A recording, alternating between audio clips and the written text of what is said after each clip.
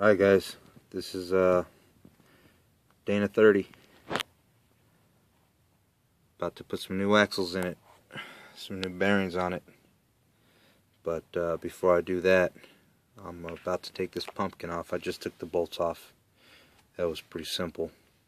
Sprayed a little WD-40 around this. When you do that, make sure you spray the WD-40 right up on the top here and let it drip down around it. You don't want to get any inside that hole. Or you could put a piece of duct tape over it maybe. But breaking this loose wasn't easy. I used the oldest ratchet I had. I didn't want to use my new Craftsman or my new Husky, so I used an old Taiwan ratchet and this old sledgehammer. It's an old dog right there. Anyhow, stay tuned. About to make this puppy function and look like new. Got to get the fluid changed first, so hang tight. Alright, just knocked it loose with the screwdriver. Let's see. Well, the good news is the fluid's nice and clear, so it doesn't look too bad. Let's hope we don't have any metal shavings in here. Man, I'm crossing my fingers on this. Muscle this sucker open. There you go. That's what my gear oil looks like.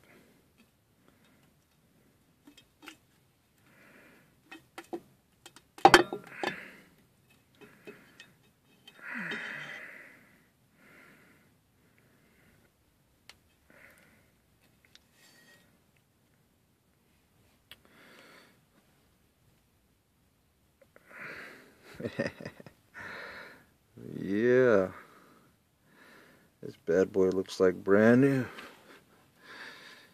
Thank God. That's what I was hoping. Alright, there you have it. Let's get her cleaned out.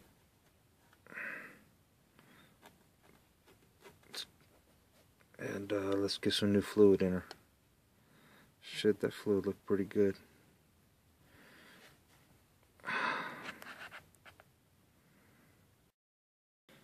Alright, so I just cleaned a ton of black grime out of this. It was caked on.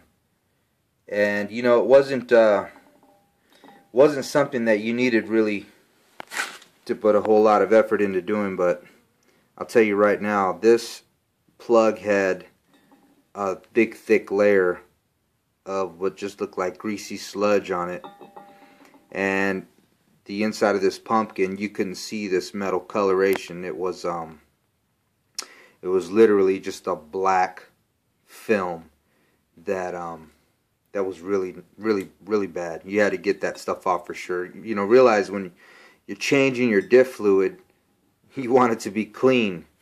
But if you don't do this and you put new fluid in there, I guarantee you, whatever I just wiped off would have gone right into your new differential fluid. So, clean that out. Whether you use solvent, you know, I had this handy. Yeah, works great. Brake cleaner. I probably recommend using brake cleaner. But now we're going to take and sand that down, clean the outside up, shoot some paint on it.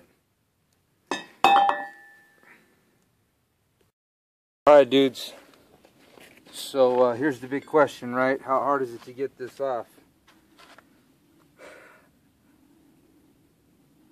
I left the tire on. I took it off to pull the cotter pin out in the keeper washer. Put the tire back on, 2 lugs, lowered it down, just enough to make it to where it can't move. See how hard this thing is to get off. Wow. So when you hear all this talk about needing a 6-point socket, you know, don't believe everything you hear, everything you read. I just showed you right now how hard it was to get that off.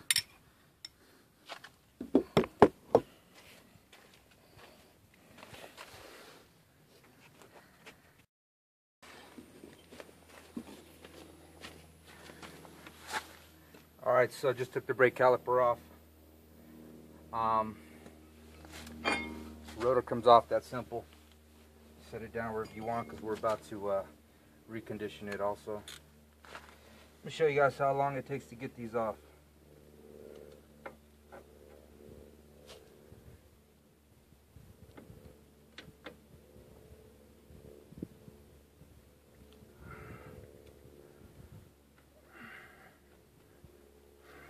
Remember, 2 jacks down there.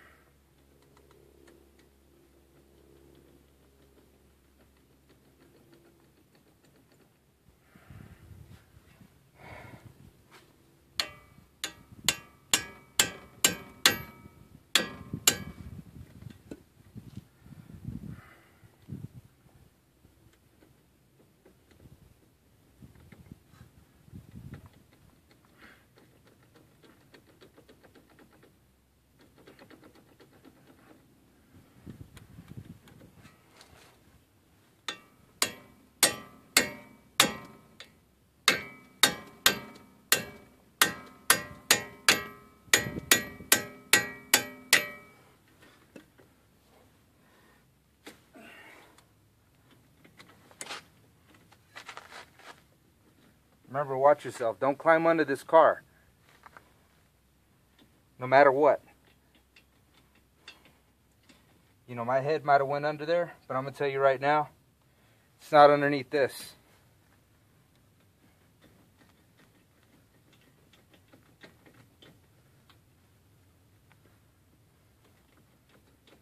Gotta wiggle that socket back off.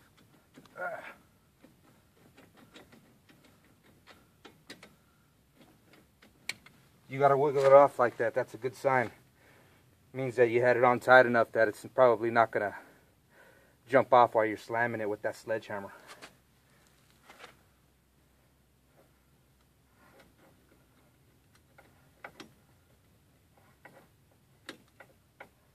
Man, these things are filthy.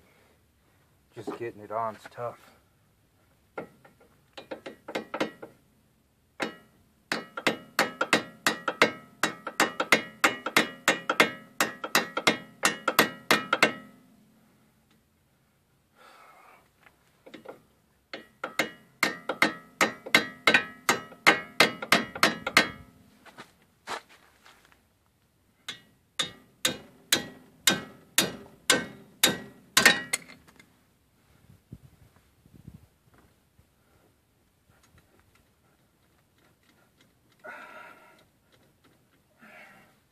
Just got so much grime caked on.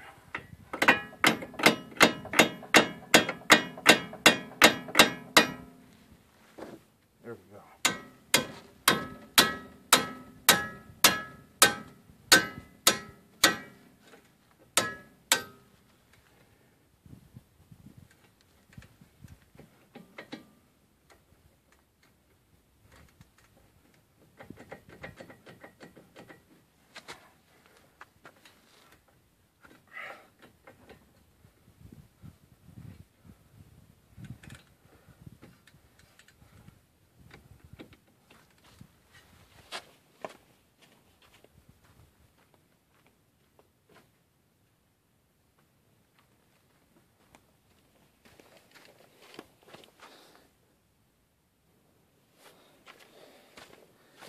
Can't get it off, put a screwdriver in between it. Keep in mind, I'm just taking the socket off right now.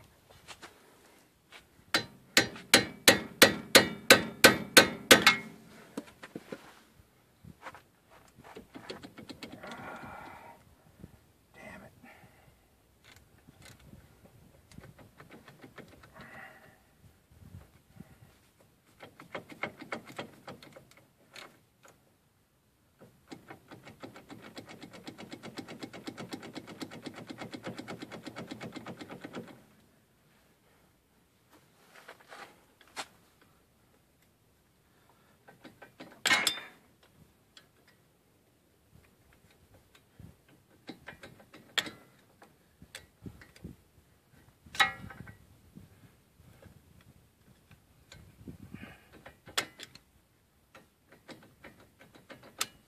So put your screwdriver down in between that crack.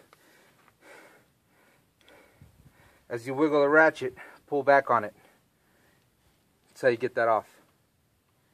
I was hoping I was going to have to do that, but as you can see, I had to. Last one.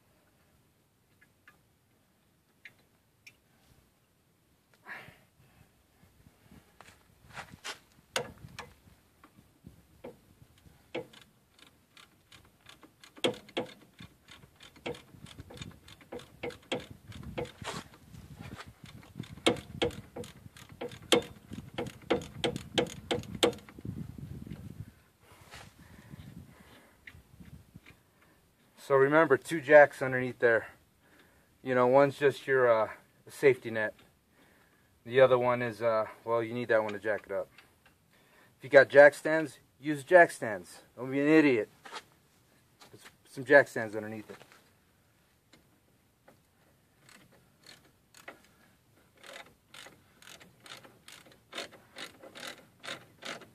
I'm using these bottle jacks because where I'm at, it's sandy, and I've only got small red brick, so I'm using that for my platform.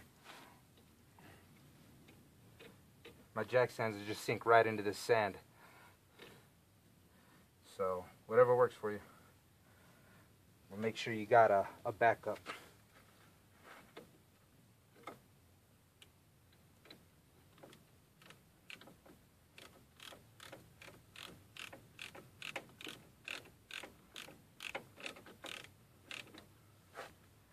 Just want to show you guys exactly how long it takes to get this thing off.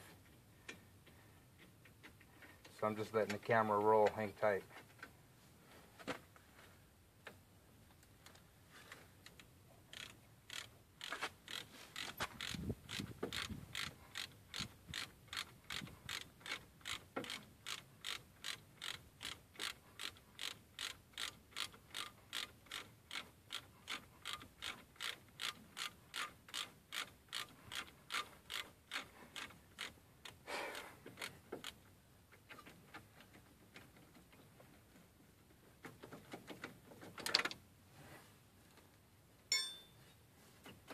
Look at that.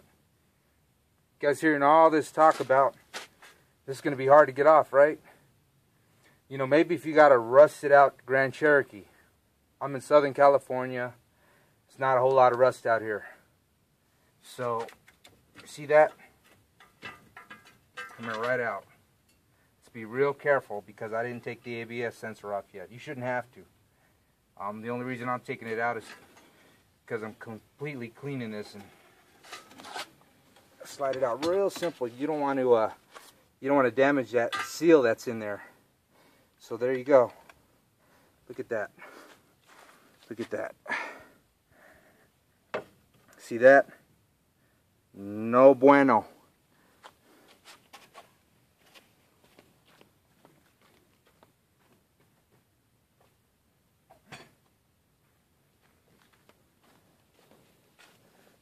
See how that goes on? Just remember, this blank area is for your brake caliper. So this is it's almost a no-brainer. Okay? Just remember that lines up with that. It's got a little adjustment. You can fine-tune it. So we got that off. Leave the screws in. What we're going to do now is I'm going to take and degrease this and I'm going to scrub it down. Some guys are going, what? You're using that stuff on there? It's going to get in your axle. Well, if you guys have started watching this from the very beginning, you'll know that my pumpkin, my differential cover is actually off right now. Okay? And this isn't, you know, this is the foam degreaser. You can control this one more than you can the liquefied one. So let's get some of this on it.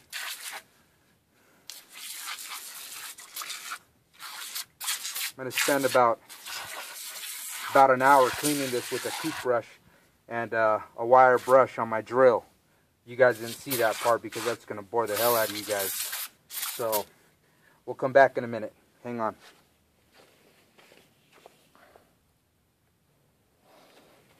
Okay, hang on before I forget. So, you know, some people, you got to actually show them exactly what you use. Go get you one of these. They're about, I don't know, $1. It's a toothbrush for your ZJ.